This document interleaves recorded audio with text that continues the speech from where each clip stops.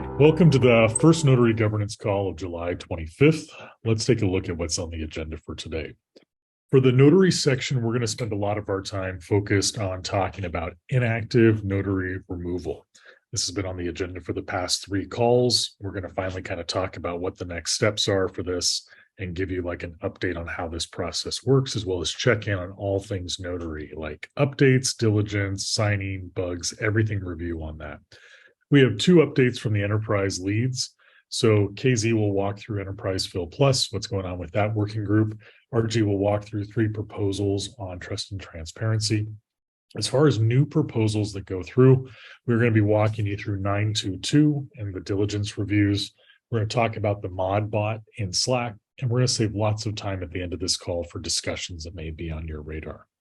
So with that, let's take a quick check-in. Today is the 25th. There's 2 calls. This first call is a 0800 Pacific, 1500 UTC. The next call takes place at 1800 Pacific and 0100 UTC. There's a governance team to help you. So if you have any questions, we all have kind of a specific swim lane. We can make sure that you have the support that you need as you go forward. So with that, notaries, I'm going to post the link to Airtable for SLA in chat. Feel free to grab that and post it in at your leisure. What we look at is always the amount of activity that's being done across the network, and then where the notaries self-report on these hours. So we take this into account on the leaderboard. We take this into account on the applications that are open. So if you are a notary in the program, please give a signature on that so we can kind of just track and give you credit for the work that you're doing. If you're joining this call as a storage provider or somebody else, you could take a look at that. And that's a good way to kind of like make your presence known. And we pull from this later as we go forward. All right, so let's talk about the notary reduction and what's going on with inactive notaries. So this issue was flagged by the community probably about 2.5 months ago. And where this started was saying, look, we have around 86 active notaries that are on the multi-sig. But what we're noticing is that when LDN applications come through, we're only seeing around the same 20 or so notaries that are actively engaging in the program, which means that we have a lot of notaries that are either not participating or not signing applications or not doing diligence. And why this is becoming a problem, as 86 notaries are onboarded onto the program, they come with 86 different set of needs, changing GitHubs, questions in Slack, problems with token and registry. And a lot of support goes into making sure that those other notaries are taken care of without actually building up the program. So where we could be focusing on tooling, or we could be focusing on diligence, or we could be focusing on enterprise, we're having to double back and take care of a lot of these notaries that aren't set up. So this is a really good issue to kind of look at, like, how can we support the active notaries while giving notaries that might not be inactive a way to step back from the program. So we rolled out this timeline back in early June, and we just kind of announced this on like, hey, if this is still something that notaries are active in, this is what we're looking for as far as participation. So today is the 25th of July. So what we're looking at now is the removal of the identified inactive notaries. This isn't a comprehensive list, but this is kind of how it started. And to do that, we made an issue 630 in a discussion where we just kind of spelled out, if a notary was selected to be included in this V4, and they put on their application that they would be like an L4 or an L5, it was very clear on the expectations on what those notaries should be contributing. And then what we did was we just clearly looked at, like, what were the counts of GitHub, what were the counts of applications signed, what were the diligence, what were the meetings. And if these numbers strayed drastically from each other, well, then we kind of had a list of notaries that signed up to be very active, but just for whatever reasons weren't able to give their time to the program, which is okay. And so there was a second issue that was made by the community, and that process was like, hey, I've noticed this same thing. We have inactive notaries. So when I look at these leaderboards, essentially of 86, there's only 38. So we're like less than half of the notaries that are participating. And so we try to make it very specific, like not coming to governance calls, not flagging any issues in the governance repo, not doing any diligence, not commenting on an issue, not active when we're reaching back. And on the last 2 governance calls, we asked for feedback, like, what should the metric be? Should this be every week we're looking at this? Should this be every 2 weeks? And the feedback that you gave as a community was 30 days feels like a good number. So if a notary is committed to like doing their work within a 30-day period, that's very easy to like measure, and it takes into account vacation or business needs while still making sure that the program takes support. So this 30-day number is what we've been like looking at and going through.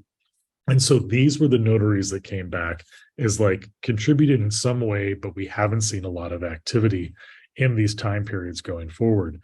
So some of these notaries were on the multi-sig, like Akron to Starboard, and some were not on the multi-sig. So some of these notaries just never got set up, or they didn't get their ledger set, or there was like a technical blocker that may have prevented that.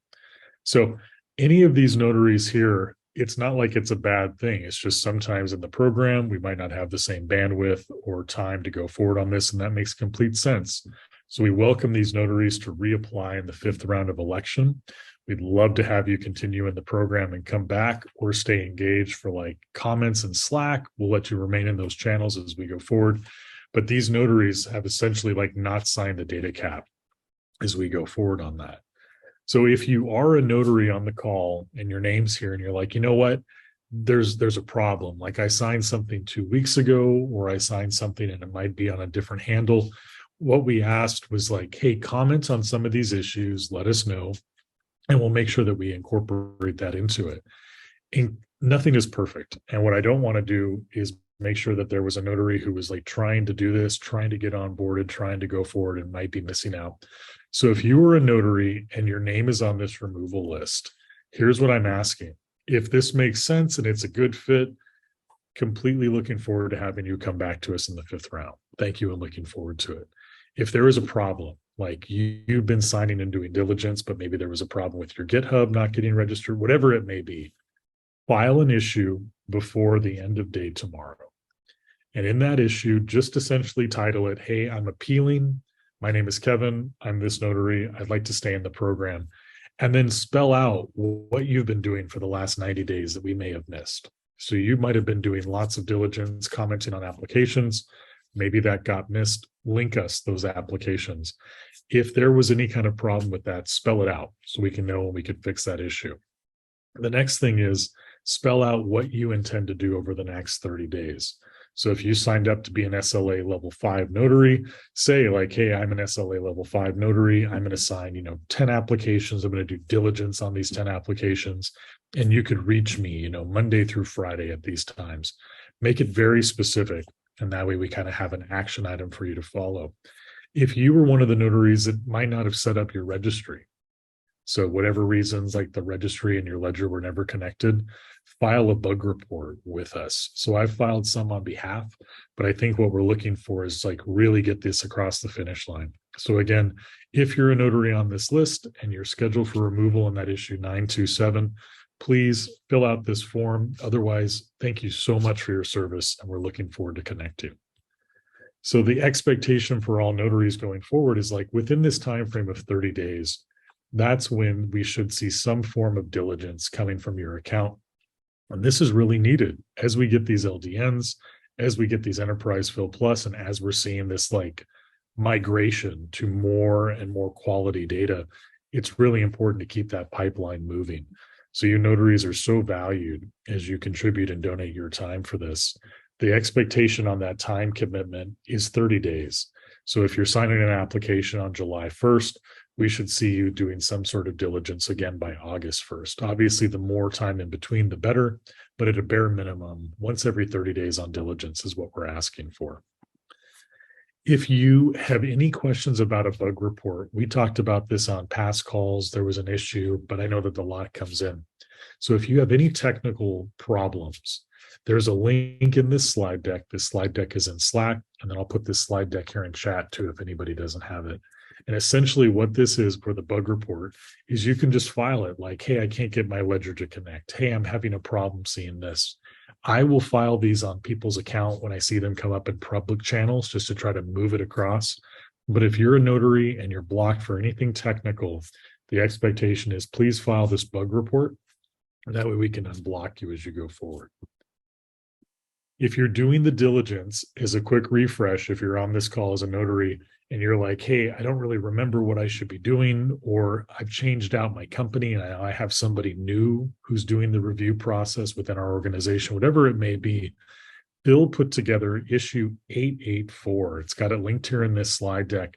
And he essentially spells out step by step by step how to use the tooling in the registry. So essentially, like, what do you click? What will you see? What do you mark? And what are the steps to follow? So as a friendly reminder, notaries, 884 is a great way to just kind of see what that is and then comment on 884 if you have any questions, and we could help you go through that as we go down. There is a working group update now that I'd like to kind of pass the floor over, but I want to pause since we covered a lot of information on that and see if anybody on the call has any questions, discussions, wants to kind of like chat this through. The floor is yours.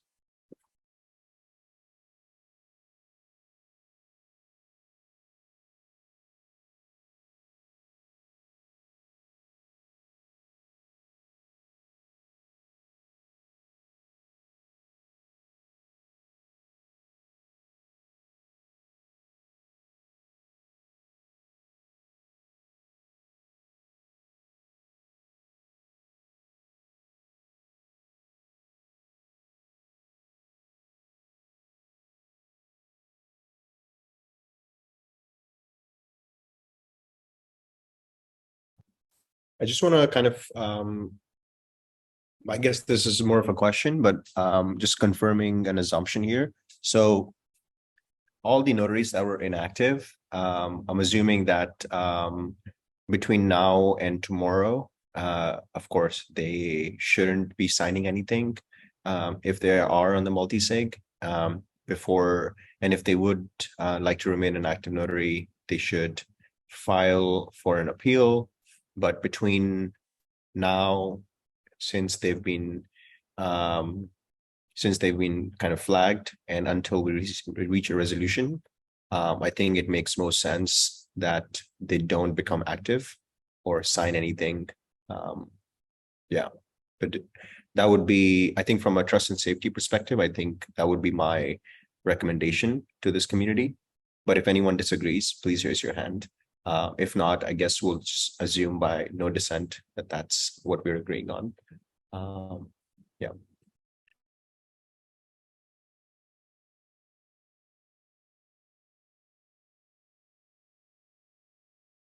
Thanks, RG, for that. I appreciate it.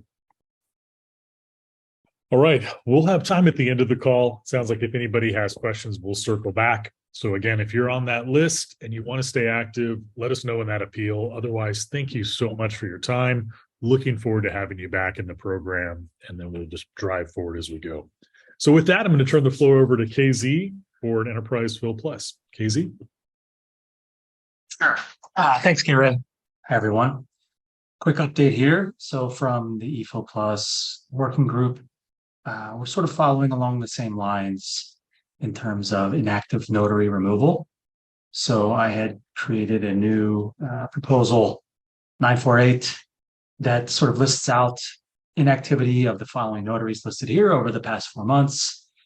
I've reached out to them twice on Slack, no response. So without any further justification, they'll be removed by August 7th. I have here. And before going to the next slide, just to reiterate, this working group is sort of a spin-off in terms of managing pilot program that we had towards private data sets, larger data sets. So we need active participation and support in this project. I'm looking for notaries who all agreed when they signed up to be active. I know that this is a voluntary role and everyone has other lives and jobs and things going on, but this specific working group is requiring a bit more focus and participation. So it's not for everyone. I didn't expect everyone to be able to join and be involved. But we're looking for notaries who are able to conduct due diligence and review across all open allocations and regions. So, okay, Ray, you can move to the next slide. This sort of leads into part 2 of the issue 948. So essentially, with some notaries leaving, we have 13 notaries who have been active in the past few months. Some not very active, some more active. But we need, we need essentially 15 to 20 active. When I underline active in this, I'm meaning, again, people that can actively participate each week, spend a few hours, take some time to look at open allocations. We don't have as many, obviously, as the larger V4, but I need more active notaries here. So I'm requesting any interest from V4 notaries who aren't part of eFil or any other interested community members to reach out to me. And I've listed the requirements here. And again, part of this for eFil, we're able to move a little bit more quickly towards needs and focuses. So as part of this new notary joining process, we'll be adding the KYC check, which has been implemented as part of the FilPlus.storage sign-in. So this will become something that's part of the larger notary rollout, I believe, as part of the next election anyway. So we want to pilot it and run it for eFil up front here and make sure it's working smoothly for notaries. So we'll be asking all notaries to go through the KYC process if you haven't already. Some of the active notaries have already done this as part of applications that they're a part of. And there's some other bullets here listed that I'll be, reviewing sort of their activity as part of expressing interest to me. And also any new notary applicants, I'll be asking them to confirm, their review of the operational guidelines of notaries and sort of consenting there. So the timeline here is, if there's disagreement with this proposal, that's fine. It's open in GitHub. Feel free to leave comments. But the timeline right now, I would say, is 2 weeks. Anyone who's interested, please reach out to me, Slack, or within the GitHub proposal. And at the end of August 7th, we'll review those who are interested and then look to add a few new notaries to the working group by August 11th.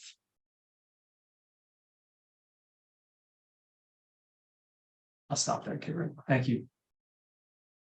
Yeah, if anybody has any questions for KZ, please let them know. KZ, one of the questions came up in chat was like, what are the benefits of removing the inactive notaries? Like, why even do this? Why not just keep the inactive and look for more new notaries? I think the idea is, again, to stay sort of nimble and have only notaries that are really participating.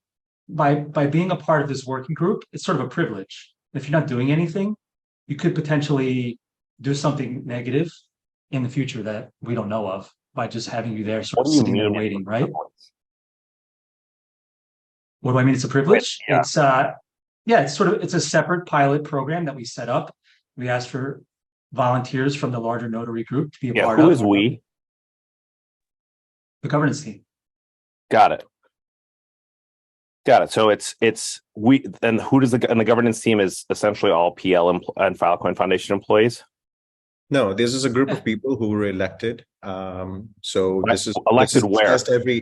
This is discussed every 2 weeks. So every governance call starts with describing what the governance team is. So if you disagree that that the governance team, I'm just asking questions. I think that's that you should start your argument there. I think this. I'm not arguing. I'm asking questions. You're really arguing. David, sorry. Go ahead. What's your question? Yeah, I asked. My question is, you said there was an election of the governance team. Who are they elected by? Yeah. So let me answer that question. Sure. So yeah, can I answer my question? Okay. Can you answer your question? So essentially, and since the program started, when someone is added to the governance team, they're presented to the community. So these people are brought in to do a specific job. So essentially, the community asks that, hey, we need a better tooling and process for notaries. We need someone to tackle abuse. We need someone to address, client tooling. So the way this thing works is they need to get paid for it because they're putting in their time.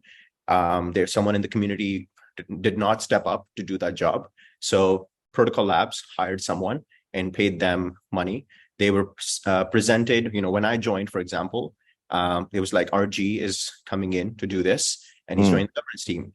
If someone disagreed, they had all the rights to say that, well, this person should not be on the governance team. That's how this process works. It is by no dissent. So it is not by, so it's not a vote. It up to the floor. I think to your point, you were not part of the, Sorry, go ahead. What were you It's saying? not a vote. There's been no voting. In other Yeah, words, there is no vote. Of course yeah, not. great. Thank you so I'm glad that we clarified that because my understanding was that about Yeah, I 5 minutes think the governance everyone team here who's been part was of the voted. community knows that. So I think if you're new to the community, I think you could have asked this question in a better manner.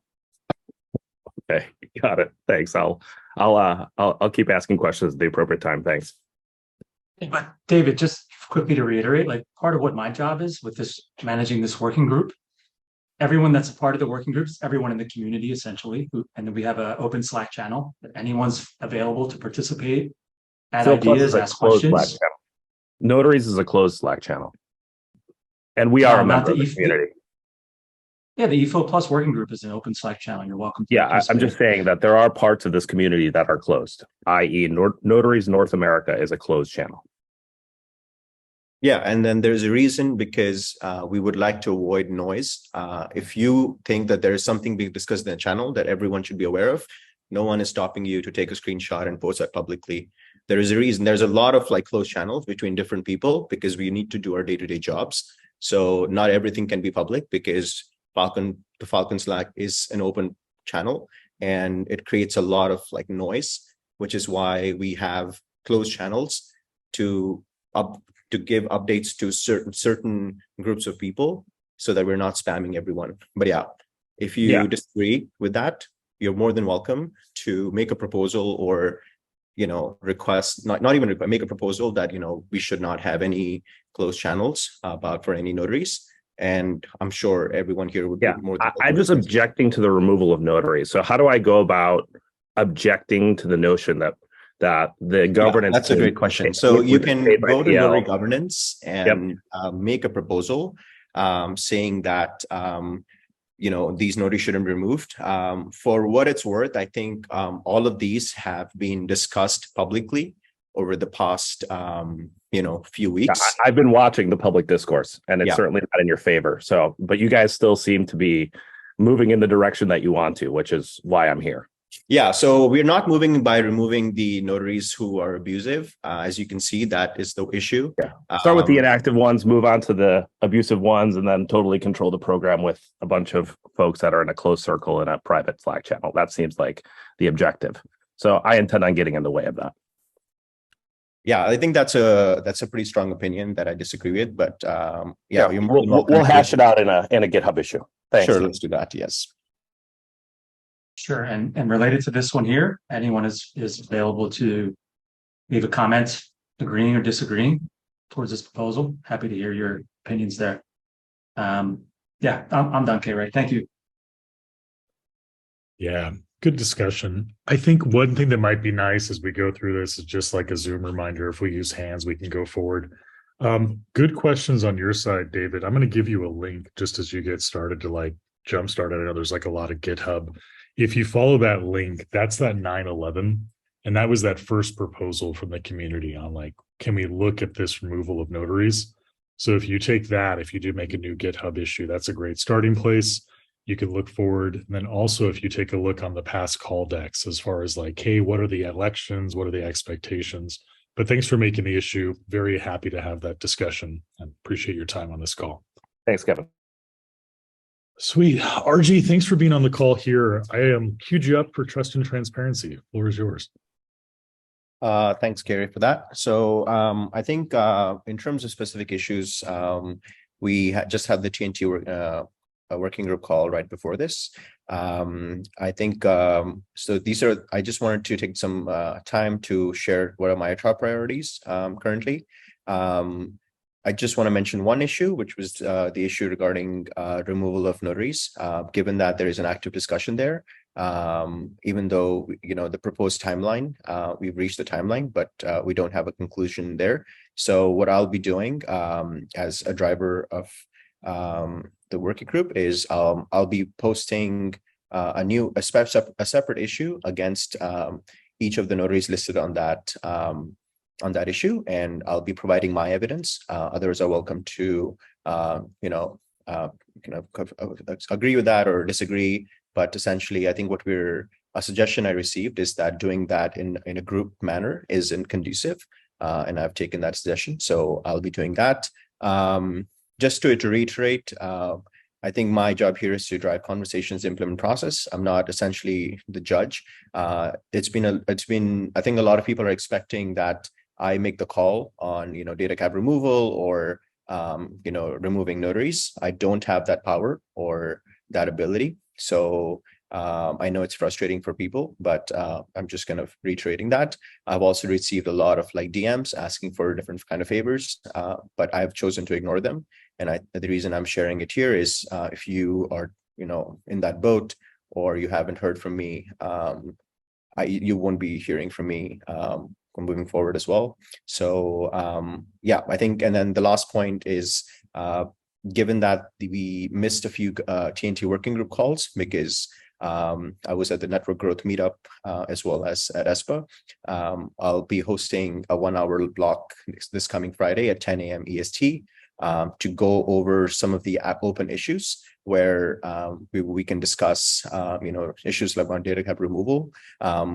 On that regard, I'll be borrowing the template that Carrie has to submit issues for the Notary Governance call. That will be up this afternoon, and you can submit. I think essentially I'm looking at like I think we'll have time to discuss 5 or 6 issues, giving each stakeholder against who an issue is open about 8 to 10 minutes. So I think the best way to do it really it'll be first come, first serve. So whatever issues are kind of submitted on that, template, we'll discuss those in that hour. I've actually chosen not to discuss these issues on a call because it results in kind of what just happened between me and David. So I think, but I'm still gonna move ahead and like do that experiment. So yeah, if you are an active client or a notary who has a dispute open, please use that template to submit the issue, and we'll discuss that on Friday. So that's where we are at. And yeah, the last thing I wanted to point out is my top priority is to kind of implement a framework and a process to decentralize outcome, how we decide on disputes. I think there's been a lot of people who've been submitted disputes. I think we've made some creative improvements on how people kind of flag disputes in this community. I think the next step is to figure out a way in which we get people to agree. So that is to experiment with voting mechanisms as well as different processes. That's all I had to say. Thank you.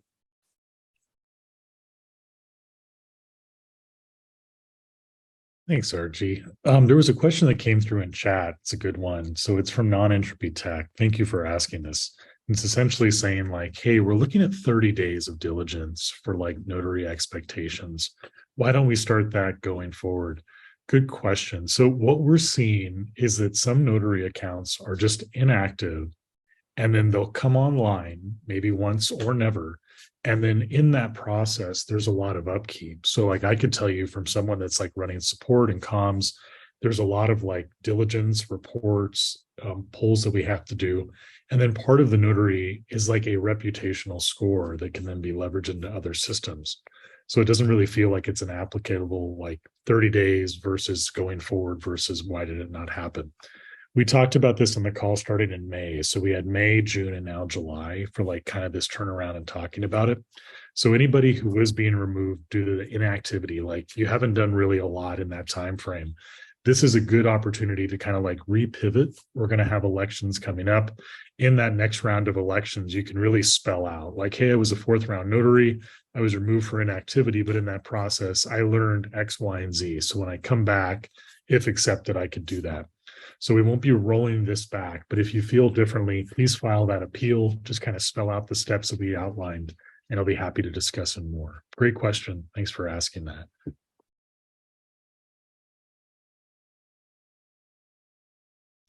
All right, we have 3 issues and then plenty of time at the call for anything that anybody wants to bring up or discuss.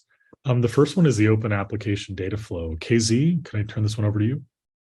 Sure. I just wanted to give a quick update here. This was a proposal that was presented last call, 922. This proposal had overwhelming positive support in the comments on GitHub and was implemented starting late last week. Essentially, we're looking at all new open data set applications, asking clients to provide more details upfront before the application is triggered. Essentially focus on, more information around the data provider and the SPs that they're working with to confirm they're meeting the FilPlus guidelines. This is more of an update for notaries. I sent a note to the notaries in the notary channel, as well as you can read the details on this discussion topic here. But notaries are expected to follow the guidelines when conducting their due diligence, essentially, making sure that the applicants are meeting the FilPlus guidelines of distributed storage amongst SPs and a clear plan that they have. So just wanted to make everyone aware that this is started. If anyone ever has any questions, obviously feel free to reach out. That's it. Thanks, Kerry. Thanks, KZ. RG, I put this one in on your behalf if you want to speak to it. Otherwise, I can. But this is about the upcoming election for trust and transparency. Sure. So I think there's 2 points here. One is that this is a proposal I came up with. I wrote it down. It took me about 2, 3, 4 hours to do some thinking and write it down. I cannot single-handedly, come up with like the best process ever. I think I've gotten a lot of good feedback in this issue, and that's exactly my intention. My intention is not to steamroll this. And just to address the other part where a lot of people were calling out that, the reason we started an election, alongside, I'm going to be out of office for the next 2 weeks. And that was that was essentially taking like a forward thinking step where essentially if the issue passes, we have, we kicked off the process. But if it doesn't, that process, that other issue is still. Sure, I'm open to feedback, and if you think that that's not the right way to do it, more than happy to take the feedback. I think the biggest 2 points that I've received so far is notaries shouldn't be part of this proposed committee. I think I've heard a lot of good arguments why that shouldn't be the case. I've also heard a good argument saying that there should be essentially kind of a group of people who are always on standby. And so we, randomly select a group whenever we would like we would like input on a specific dispute. I think it's a good idea. I don't know how practical that is, but I'm continuing to explore that. So if you do have ideas about on this specific issue, please post them. I think I just want to kind of extrapolate this. The idea isn't to form a committee. The underlying idea is to find a decentralized process to address open disputes. In the medium term, we are working towards a trustless notary. So I think a lot of this will become irrelevant. But between now and then, we need a process to address open disputes. We cannot keep saying that please open a dispute without having any consequences. When we have consequences, when we try to have a consequence, it ends up being that I am the one making the decision, and I don't think that should be the case. So I think to address the comment in the chat, I think an upvote or a downvote is sure. If that's one way to do it, and we can this downvote can mean that sure we don't want a committee, but that does not. I think if that is an indication that the community does not want a decentralized process to address disputes, and they would continue to have me as the judge of each dispute, that's the only alternative that I see when people downvote an issue like this. So if by the next week we see a lot more downvotes than any kind of upvotes, I will consider that the community does not want a committee, and I will continue to do what I do today. Is I will continue to provide my recommendation as I did on a bunch of issues. But what will happen, and I'm just being very honest here, is either there'll be no action taken, or we'll just be in this clog forever until we have a trustless notary. So My point here to the whole community is I'm trying to pitch an idea to address a decentralized way to address open disputes. A committee is one idea among thousands or millions of ideas that exist out there. If you have a better mechanism, or a better way to do this in the Web3 manner, please propose it. Shutting me down does not help. It just, shows that we're okay with the status quo. Yeah, so that's all I had to say on that.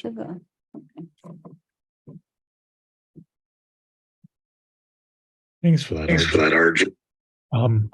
This issue is 941. It's linked in chat. If you want to grab this, just check chat to see if there's anything coming through. Yeah. So, Kevin, question here. Sorry, how do I raise my hand? I've been looking to raise my hand here. Yeah, inside of Slack, there should be the or in Zoom. Yeah, sorry, Zoom. You'll say like a hand gesture. You stick that up. Yeah. Fine. Go ahead, David. Floor is yours. Yeah, I'm confused as to why 941 was opened after 940 was proposed and essentially vehemently rejected. Is the plan to just 9点40分后开放，但基本上被强烈。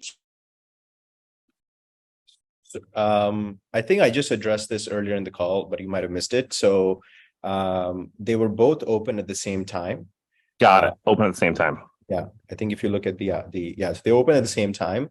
The reason I opened the process at the same time is I was not expecting that people will agree. I was expecting that whatever form of committee or whatever form of, group, like organization that people come up with, we can have a process. But of course, this is all based on feedback. The feedback, as you've pointed out in the chat, is that people don't like this. So we will not be moving forward with it. But all I'm encouraging is people to just present more ideas because, I only have, a single brain. So yeah. So I'm just addressing that point. Yeah. Got it. Thanks. Good stuff. Thanks for that. And then Lisa, I saw your line on mute. If there was anything that you wanted to add, by all means, let us know. Otherwise, we'll happily come back. This one's mine, just as a quick friendly check-in. So we have a lot of great conversations that take place in Slack. It's one of the good communication tools, but obviously there's some downsides to Slack. One, the messages aren't retrievable after a certain amount of time. Two, it's really difficult to link someone's Slack ID to their GitHub. So if you wanted to tag somebody in an issue, it gets a little bit squirrely. So the foundation put together what's called ModBot. Doesn't really impact you. This is just like an essay, so you can kind of see this coming. And what this does is essentially like tells us the history of a Slack account. So if we see someone post in like the Slack moderation that might use like violations with the code of conduct, it might have curse words. There's a myriad of reasons. This will like let us see, okay, it was this Slack handle, it was this email that set it up. And it's just meant to make that communication tool a little bit better. So we're still kind of testing this, getting ready to roll it out. But this will kind of have a moderation tool in the future where just like GitHub or any other issues, the notaries can say like, hey, this is a violation of the code of conduct without having to wait for like myself or somebody else from the foundation to come through there and remove that harmful content. So you won't see anything change. We're just working on this on the back end for you to make that just a little bit easier to use. With this, I want to say a real special thanks to Charles. So Phil Swan's been an active notary for, goodness, 2 years. Lots of really amazing contributions to the program. They're going to be stepping back for a while and really focusing on their work in the ecosystem. So they had DM'd us about this a couple of weeks ago. We thank them very much for their service. I think they posted in the Slack channel and made this issue as well. But Charles, if you're watching this, we're looking forward to seeing your contributions. Thank you so much for your time, your effort, and everything that you've done. Really look forward to if one day, time, bandwidth changes, please reapply. We'd always love to have you back. Thank you again for that. And with that, we have around 14 minutes left. So we had a lot of conversations. We had a lot of questions. If there was anything on your mind, whether it was something we talked about already or something you want to bring up for the first time, the floor is yours.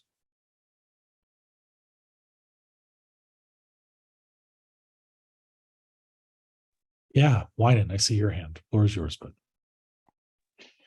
Yeah, I got a specific email a week ago from an LDN applicant who basically tried to blackmail me to approve his LDN. So I posted in there, what should be the path forward with this? Is this a violation of the code of conduct, or should this LDN permanently be closed, or what would be the best path forward? That's a great question. RG, I know I have thoughts. Why don't you go from trust and transparency first, and maybe I build off on anything that I'm thinking of. Yeah, so I think Winan did flag this before. Again, I think my recommendation would be we close this LDN and blacklist the client. But of course, I don't have the final say. So I think I would love to open this up for discussion right here. I see there are 50 people on this call. So I'm assuming that that should be decentralized enough to come to a decision. Wyden, can I ask a favor of you? I'm screen sharing this call. It makes it really hard to pull up a link and put it in chat. Can you please post that if you filed an issue or a proposal, post that proposal in chat? And that way we could comment on this now. And then I'll flag this in the Phil Plus channel as well, so it has additional follow-up. I also mirror what RJ is saying. This whole network design is to bring, quality data onto the program, and then it's mutually beneficial for everybody. If there is an actor in this state that's, leveraging blackmail or doing things that are outside of the code of conduct, that feels like a very clear violation, and let's take a look at it and go forward. So thank you. Put that in chat and we'll be happy to take a look.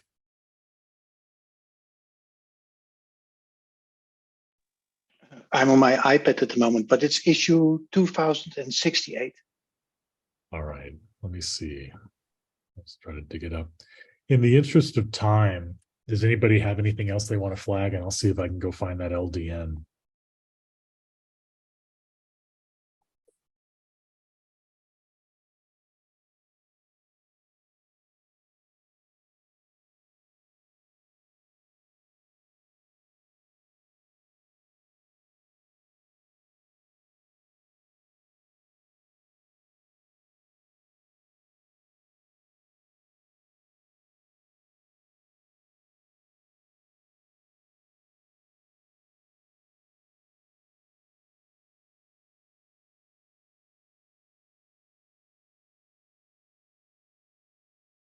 All right. Well, I guess I could just screen share that now. We could dive into that. So, Wynan, this is the application that you saw, the violations? Yeah, correct. All right. I'm going to put this in chat just if anybody wants to take a look. And then I'll put this on the radar for the trust and transparency teams. And if it's clear violation, then we could take a look here, then find that comment. I appreciate you sharing that, and we'll take the time to go through there with you.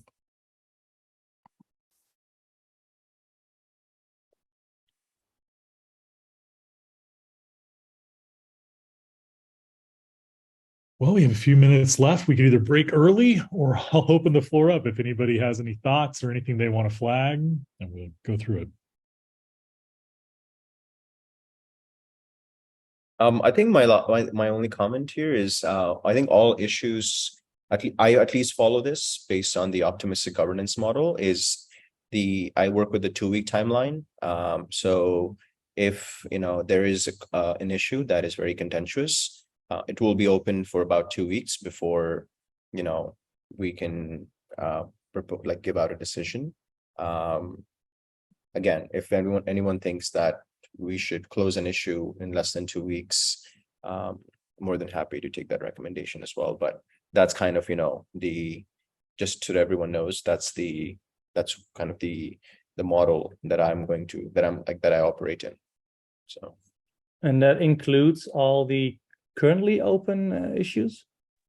So yeah, so that's exactly where I want to reach, right? So ideally, I would like to reach a reality where we address all open disputes, all DataCap removal requests or proposals in 2 weeks, and that's kind of like the very basis of why because I'm finding the clog, and I'm proposing that we need to improve that, because I don't feel that I have the tools or consensus today to act on outcomes or disputes in 2 weeks.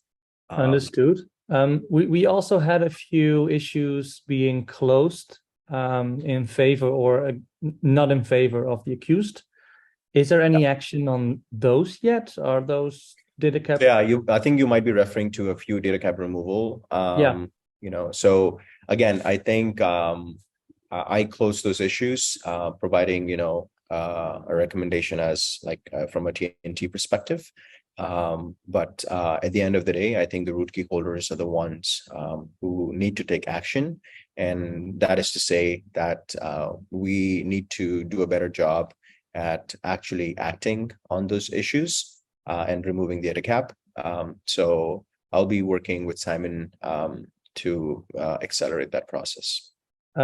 Does that also mean that if there is a certain direction the community wants to go in, and the root key holders do not agree with, they won't sign? I don't think sorry, go ahead. Yeah, I can clarify this a little bit.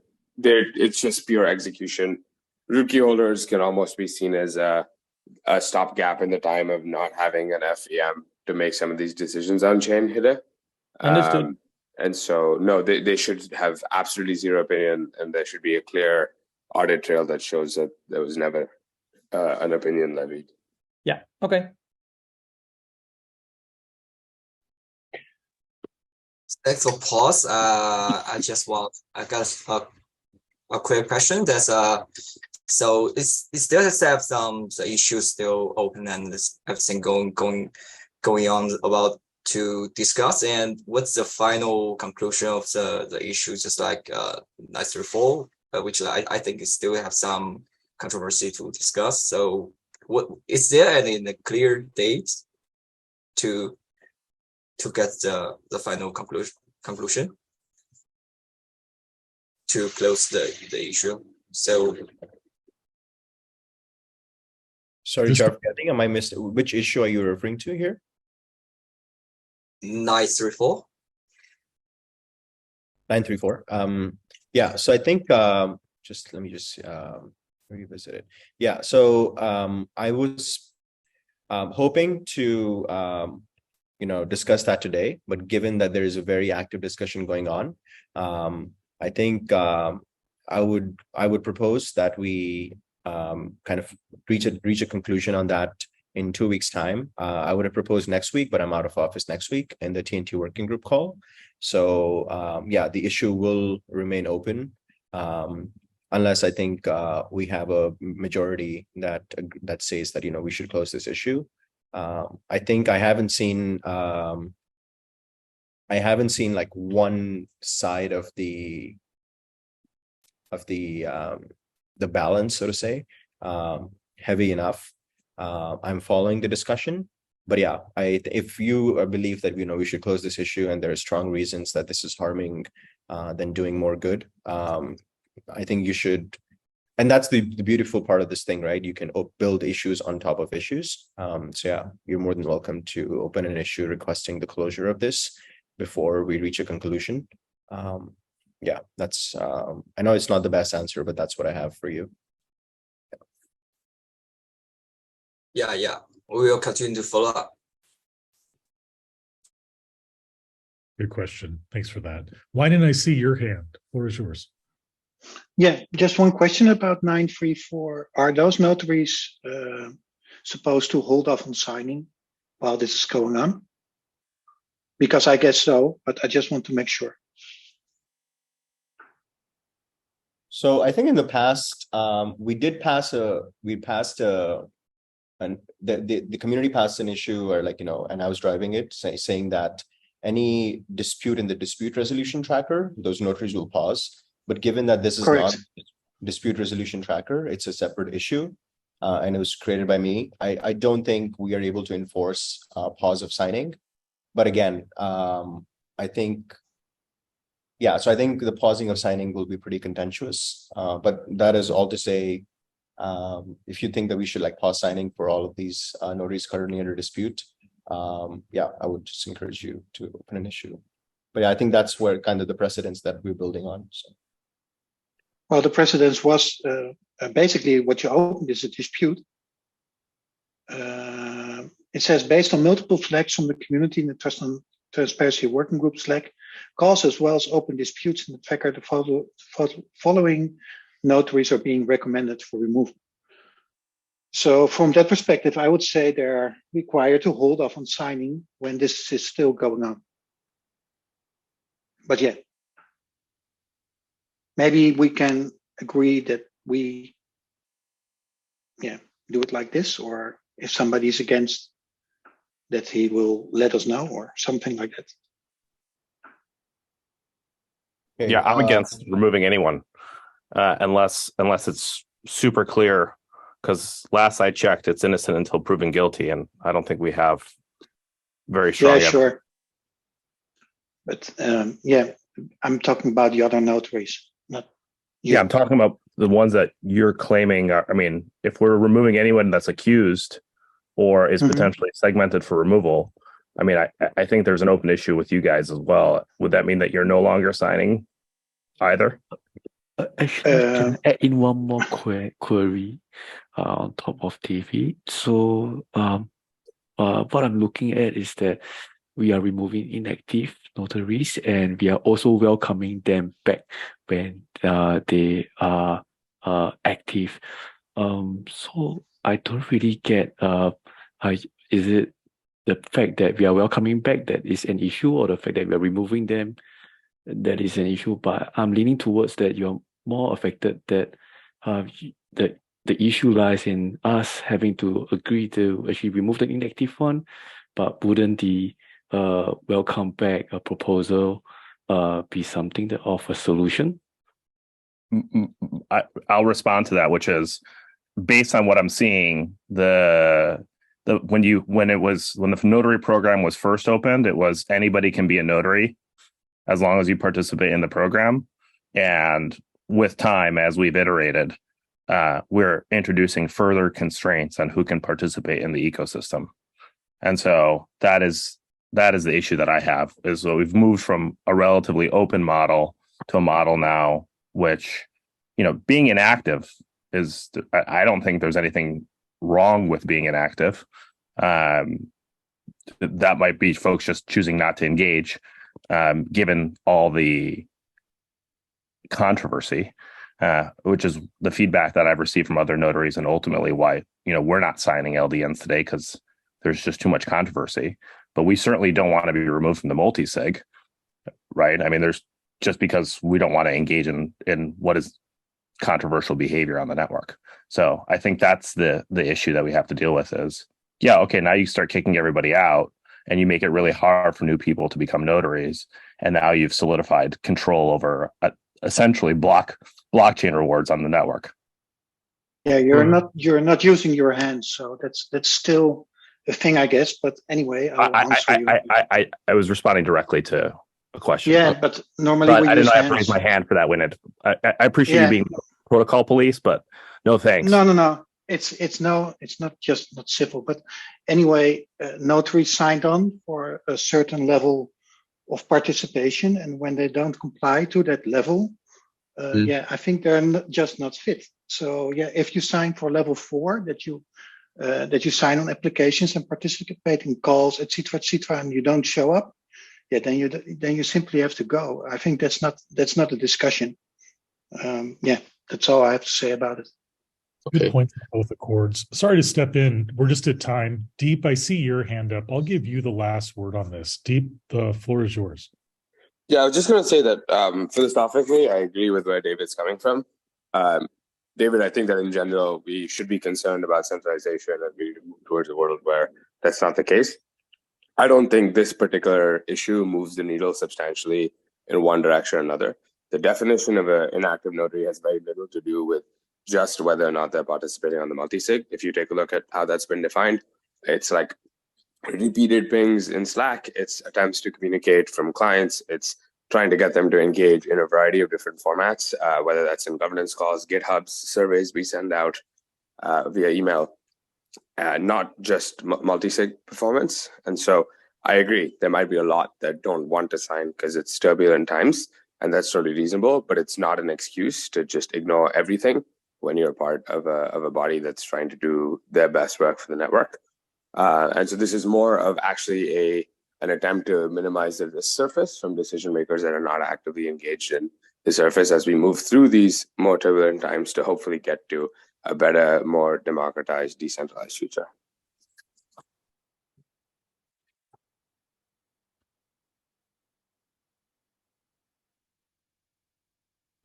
Zoom, I see your hand. If I could ask you in the interest of time, since we're 2 minutes over, whatever question you have, if you post it in the Slack chat, we'll be happy to circle back and get whatever you need. That way we don't keep everyone on the line.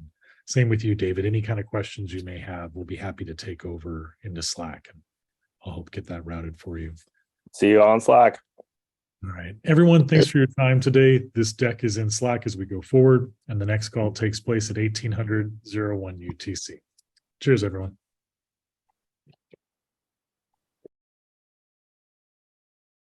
Hey, everyone. Welcome to the second Notary Governance call of July 25th. Let's take a look at the agenda. So we did this call in the morning, and we spent a lot of the time on sections 1 and discussion at 4. So we're going to be talking about what does the inactive notary removal process look like? How was the documentation done on this? And then notaries that are remaining, what are we looking for as far as diligence goes? And notaries that might be going to inactive, how can you appeal? How can you go forward? And how can you reapply in the 5th round? We have updates from the Enterprise Phil Plus team. KZ was on the morning call. If he's not able to join, I will kind of give you guys an update from my point of view. And then the same from RG as far as what Trust and Transparency is doing when they meet and going forward. As far as proposals, if you've looked at the issue repo right now, there is lots of proposals. Since a lot of those have been filed in the last couple of days, flagging these for you, bubbling them to the top, and then just making sure that you're aware of these so you can comment to make your voice heard as these go forward. If you're joining the call or watching, today is the 25th, and just for everyone's schedule, the next call will take place on August 15th. For the governance team, if you need backup, support, or help, everyone here has a little bit of a role and a way to support you and what you need as you go forward. If you're not sure who to reach out to, you can always ping me and I can help route you to the best point of contact or help get you connected with someone that can help you. All right, with that, let's take a look. So notaries on the call, thanks for being here. I appreciate your time. I'm going to post the SLA link here in Slack. So if you want to grab that, you can go ahead and sign up. Again, we've kind of stressed this in the past. What's really nice about this Airtable form is notaries that come to these calls, you give us feedback about where your time is going, what tooling is working, what tooling is not working. And this goes a long way on like where we're investing resources and trying to make sure that this program scales in a way that saves you the most amount of time as you go down. If you are not a notary and you're on this call, highly recommend you sign in. If you apply in the future or something comes up and you have a question, it's a really effective way to kind of show participation in the program and kind of making your voice heard aside from GitHub. So the link is right there in chat. It's right here in the slide deck if you're looking as well. All right, so maybe about in late May, we had this issue got filed, and this was issue 920. So as a reminder, what this was the community flagging. Look, there are 86 notaries on the notary pool. But when I go to the registry and I look at notaries that were active like in the last 2 weeks, 3 weeks, 4 weeks, it's right around just like the teens, maybe the 20s.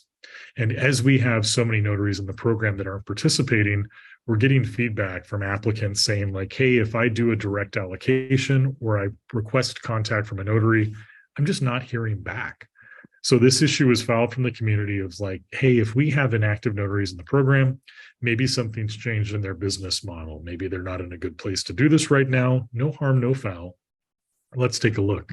So what we did over that time frame, over the last few calls, is we pulled in like, hey, we're going to announce this. We talked about this on June 6th. Then on June 14th, we shared everyone's metrics in Slack, how many calls you've been on, how many applications you've signed. We wanted to make sure that that was accurate and clearly represented. Thank you. We fixed all those numbers and we made a public repo where we said, hey, this is all the data that we have and this is what's coming. So this has kind of been like in the works for probably the last 8 weeks, maybe 10, as far as like, how are we supporting the notaries that are in the program and how are we making sure that the notaries that are on the multi-sig that are responsible for the applicants have the tools that they need. So when we had this issue, we broke it down by the SLAs. When we had the applications for the fourth round of a notary, this took place around, November of 2022. I think we had over like 100 applications. And what we did is we looked at the scoring benchmark and we scored the applications based off like reputation, time and program. And one of those fields was the SLAs, and where notaries would say like, yes, I have X number of hours and I'm willing to commit to these standard metrics.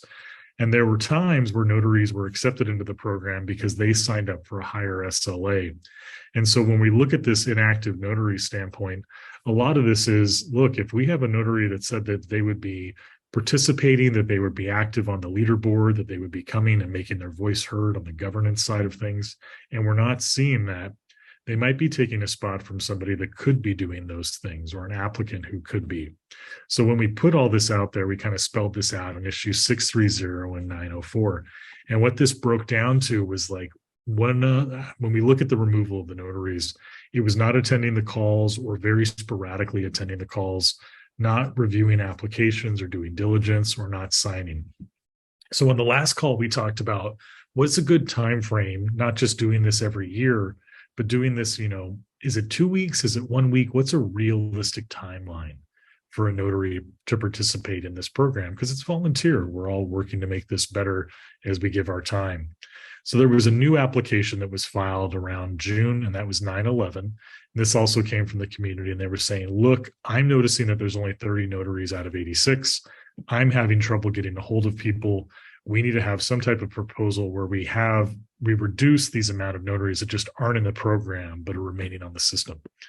So these were the notaries that had signed up that had the lowest participation, if any, with 0 signatures or very limited participation on these governance calls.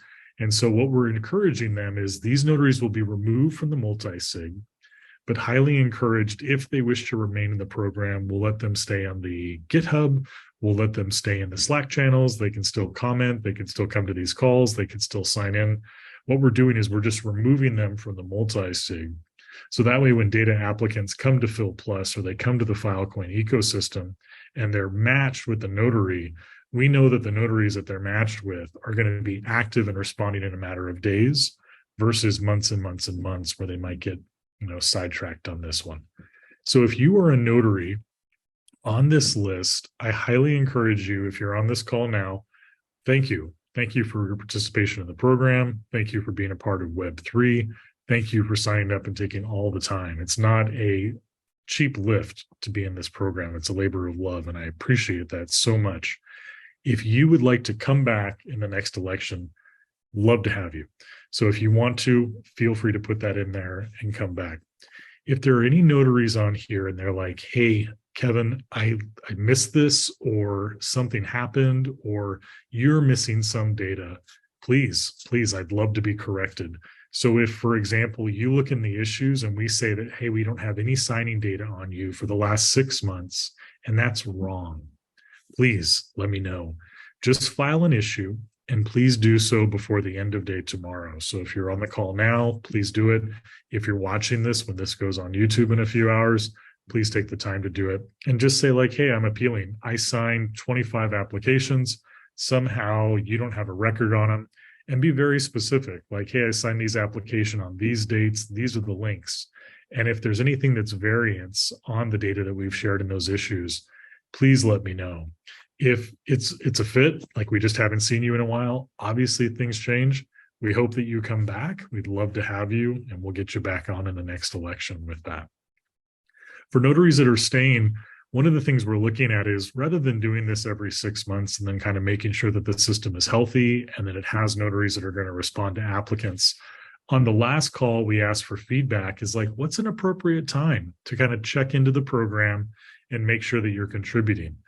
The feedback was, if we make it weekly, if we make it bi-weekly, if you go on vacation, that could potentially rule you out.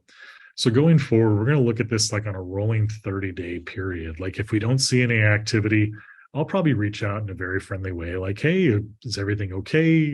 Are you still in the program? And you might write back, yeah, really busy with work, or yeah, I'm on vacation, or whatever it may be. And that way we're just kind of keeping up. This is also a benefit of having a smaller notary pool.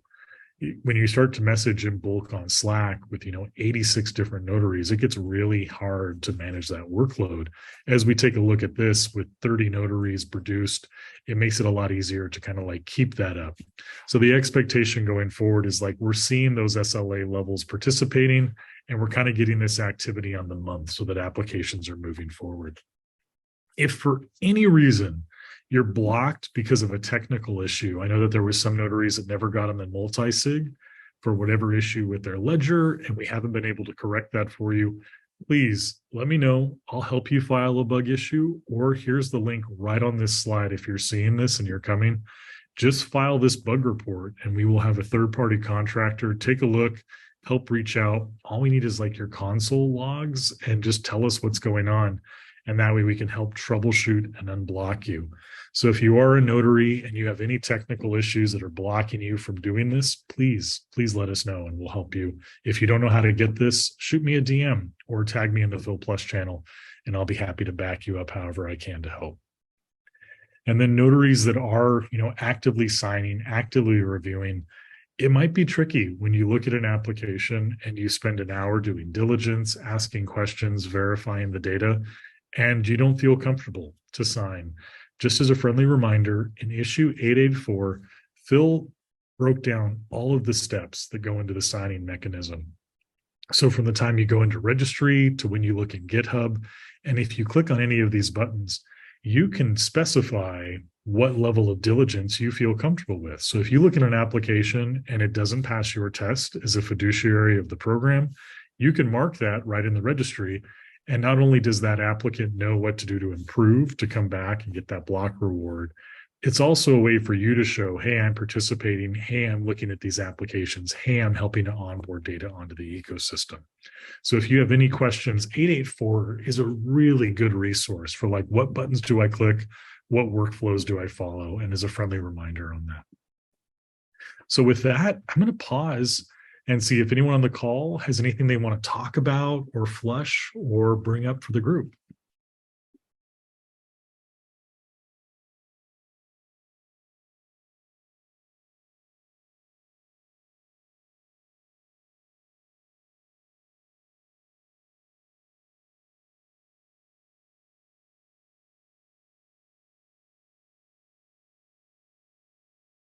We had lots and lots of questions on the morning.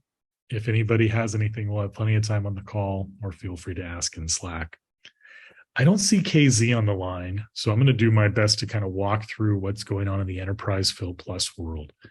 So if you are on this call and you're part of this working group, what they've been seeing is very similar things where they'll have a huge application, it's waiting for signatures, and they haven't been able to get a hold of notaries, or those notaries have come back and say like, hey, this isn't a good fit. I don't want to be in the program. So they've flagged the notaries that have been inactive and not participating. So essentially have signed up for this extracurricular working group, but have not been signing, have not been coming to meetings, have not been participating.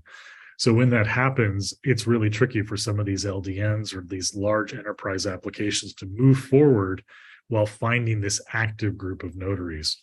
So they're doing something very similar to the general notary. Is they're saying, look, we have these notaries that are inactive. It's okay. Please come back when it's a good fit. We'll have this conversation. But they're also taking these notaries off the rosters so that if there is an active notary, that active notary can get in contact with the applicant a lot sooner. If you're on this list and you're enjoying this working group, but maybe there was something that came up or a family change, KZ is the best point of contact. So if you message him in the working group channel or on Slack, he'll talk with you. I think that he said that they're looking at their removal date in about 2 weeks. So this isn't happening tomorrow. And again, this is only impacting for that extracurricular Enterprise Phil Plus working group. And if you have any questions, KZ is the point of contact on that. So with that, kind of clearing out a garden, any of those notaries that might not be willing to kind of step into it or don't have the bandwidth right now in Q3, there's a call for any notaries that are newer to the program or that might want to get involved. KZ is actively soliciting anybody who wants to join the Enterprise Phil Plus. And what's nice about this is he spelled out the issue. So if you have this slide deck in chat or here in the link in the YouTube video, they need about 15 or 20 active notaries. And the reason for this is as these signatures are required, these applicants, they need to have somebody that they could reach out to. So the ideal goal is that when there's a notary who's tapped as like a fiduciary review, we know that we're going to get a reply versus just going to voicemail and not hearing back for weeks or months. So if you were keen to join this, he kind of spells out the requirements at the bottom of the slide. That you have to be an active E4 notary, that you have to complete a KYC check, and that if you're an applicant, you have to understand the guidelines, like what is good data, what is bad data, what does diligence look like. And if you're looking to take that on, if you're a notary in SLA 4 or 5, this is a great chance to get into it. So once again, that's open if you want to join that working group. RG shared a little bit on what's going on with trust and transparency. So this morning they had a call, and I think that was right before the governance. And RG kind of spelled out like what are his priorities and what is he looking at from this trust side of the Phil Plus program. So what he's doing is looking at like having a voting mechanism so that it's very decentralized with disputes. I think one of the issues that he's trying to raise is he doesn't want to be the arbiter or seen as the arbiter of like, what is a dispute and how does that get solved? More of a facilitator. So if this comes up, how can RG support both parties so that it's flushed out in a respectful and professional manner and that it's addressed in like an ecosystem type way where it's transparent and open. So RG is really trying to work in that model where he is just facilitating and not making these calls, and then making sure that the community is aware of that and respects that, and then is also tracking that. The second thing is, how can we accelerate the DataCap removal? So once an applicant was found to have fraud, how do we take that DataCap back, and how do we work with that tooling that Phil and Simon have been doing? Then the third is just implement. I think he wanted to stress that. I think that's why he put it in bold, is that RG is not the decision maker in these trust and transparency conversations. He's more, again, I'm just going to use that word, facilitator, making sure that it's moving forward, that it has a point of contact, that if there was a block or anything that comes up, he can help do that. So I don't know where that comes from as the email, but if there was an issue with disputes or anything's coming up, it's not like RG can unblock you. So the best way to kind of communicate with this is in the issue that it comes up in GitHub. If you're not sure what Slack channel, feel free to ping me and I can always help you route on where you might want to go or who you could talk to. And then also in the Trust and Transparency Working Group, a lot of these conversations are taking place. So thanks to RG for putting this together. If you guys have any questions, I know that they have another sync coming up next week, and that should have a lot of play. All right, last is just a couple of quick issues. First is just DataCap Flow for 922. So this proposal got written about maybe 3 weeks ago, 2 weeks ago, 1 week. Oh my gosh, 1 week ago. I feel like I'm aging right before my eyes. And what this is essentially saying is that notaries are expected to follow these guidelines for diligence and then just checking in on what that flow is. So if you look at issue 922, it's essentially like, how does data move through the network? And then how does that KYC process play into it? So this is kind of checking in on that and making sure that this proposal is like cleared with the network, cleared with you, that everyone has thoughts, has a chance to look at this, vote, kind of make their voice heard. So if you haven't checked out 922, it's a quick read, maybe 5-10 minutes. If you have thoughts or feedback, please leave it with an emoji or just actually commenting on the issue. It goes a long way. And then for the trust and transparency side, they're looking at having a more open election for like who's joining that trust and transparency. So again, I think when RG was stressing those 3 points, it was that the trust and transparency is not RG. RG is just a servant of that working group. That working group is really comprised of notaries, community members, storage providers, and then RG is kind of facilitating that role as it goes forward. So if you would like to be involved in that trust and transparency, if you have thoughts on like ways to make this open and better, and you might want to get into that dispute resolution process, this is a great opportunity. So they spelled it issue in 940 and 941. This is just putting this out there so you're aware to kind of take a look at it.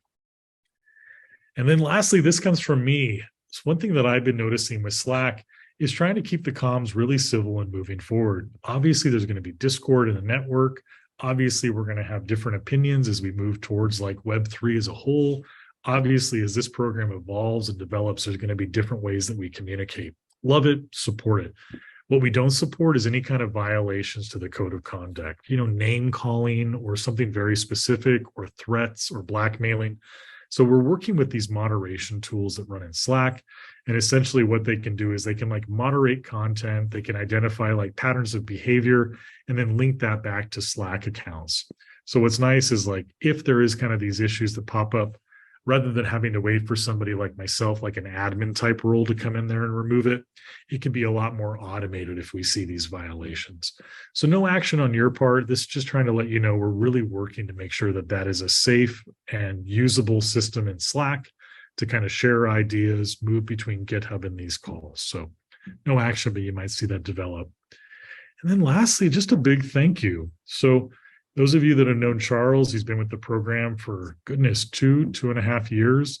He's going to be stepping back and he's kind of stepping away from the notary program, and that's completely normal. Doesn't have the bandwidth, and he's going to kind of focus on more ecosystem projects. So just wanted to take a moment to thank Charles. We've really appreciated your time, your input, your effort.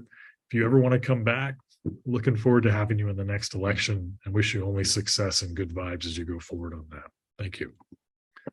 So with that, it's me talking for 24 minutes and losing my voice. So I'm going to stop, mute, and if there's anything on your mind, anything you want to talk about, the floor is yours.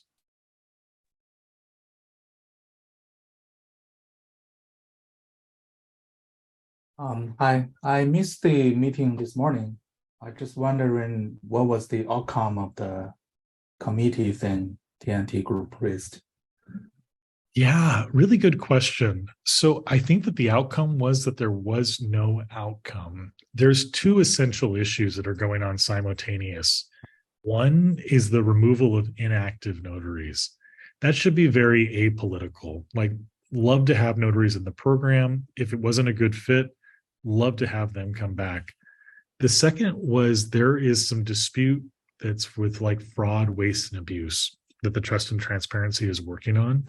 That came up a little bit in the first call, but it wasn't really addressed as far as what's going to happen. And RG is going to have dedicated time on the next working group call to kind of get into that issue of like the proposal for removing notaries that were like found to have abuse. Was there a specific application or a specific notary group that you like to dive into? I'll be happy to pull up anything you need. No, I was just talking about the 15 people committee that governance raised to form. It was under heavy discussion, lots opposing ideas. So I was wondering, was it decided to go ahead or still kind of deciding? I apologize. I don't know which one this is. When you say the committee, is this enterprise? Is this Trust and Transparency? What specific? Yes, it's a transparency.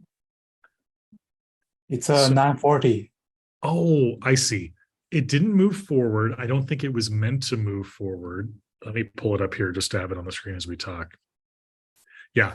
So essentially, if you look at the timelines, they're having like a voting period up until August 1st. So like for another 6 days on if this is a good idea, like, does this make sense to move forward? And this was a lot of the discussion in the morning call where people said, hey, I don't think that this is a good idea.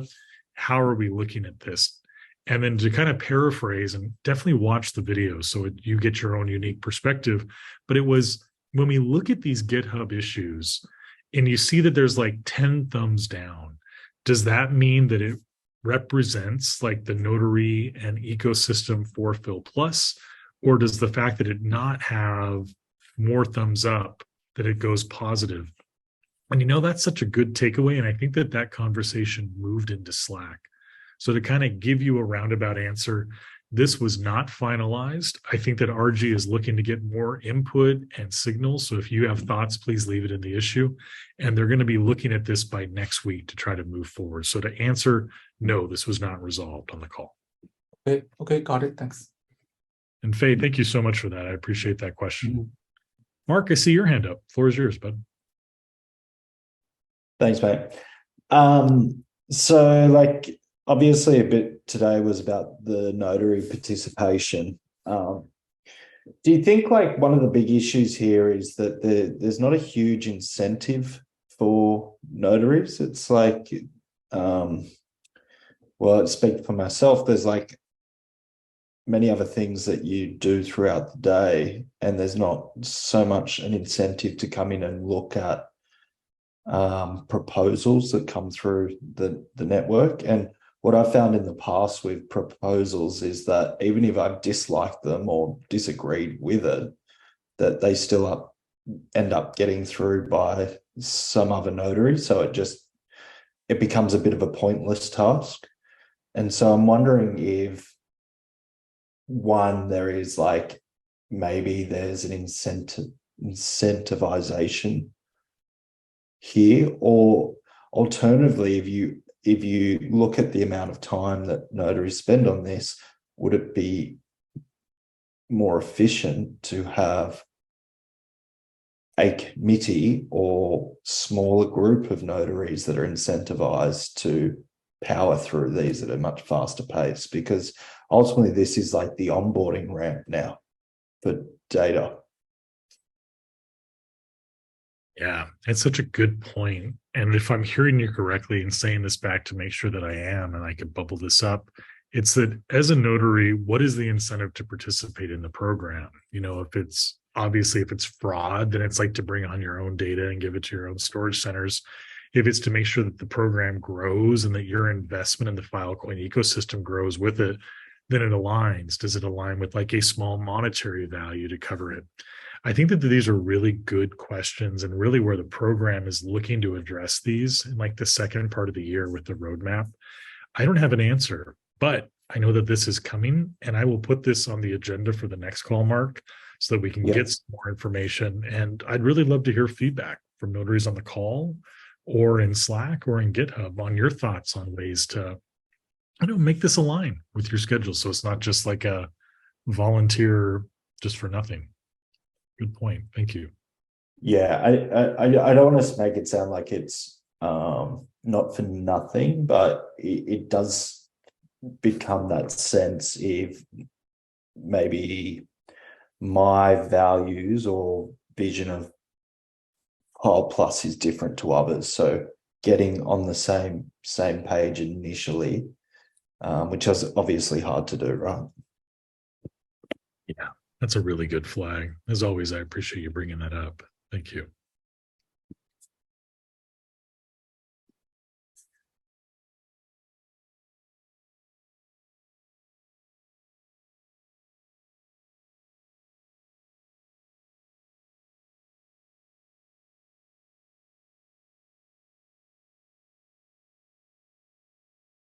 Goodness, this is a much more quiet group.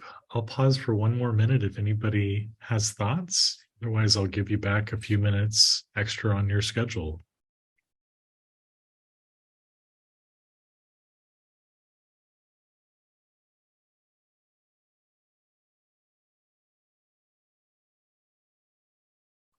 Well, with that, as always, genuine thank you. Thank you for being on this call. Thank you for being in the program. Thank you for being forward adopters on Web3. Really happy to have you. If there's anything you need, please let me know. And a lot of these conversations are going to be taking place in Slack and GitHub. So we'll make sure that I'm bubbling up those links so you don't have to just go sift through lots of them. But please check out 940. And there's a lot of conversations taking place on that. If you need anything at all, please let me know. And again, thanks for being here. Cheers, everyone. Thanks, Kevin. Have a good one.